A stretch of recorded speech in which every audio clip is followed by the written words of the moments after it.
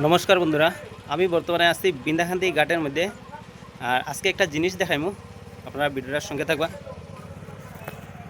এই দেখো, এটা হলো বিন্দাখান্তি ঘাট আর একটা নৌকা যার দেখায়।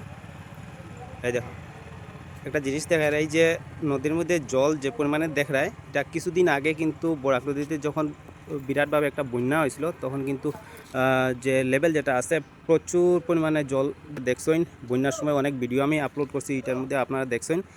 জাস্ট এই বিনাকান্দি ঘাটের ওই পার কিন্তু লক্ষ্মীপুর ঘাট হয়, যেটা ফেরিঘাট।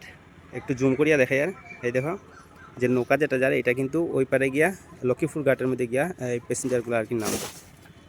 জল দেখুন এখন বর্তমানে 50% আছে।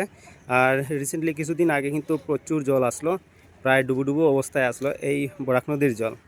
এই জায়গাতে কিছু গাছ বহুত মানুষের ধরিয়া রাখছে, দেখতে পারায় খুব বিশাল বিশাল প্রকারের এক একটা গাছ কিন্তু এই জায়গাতে। এই দেখো,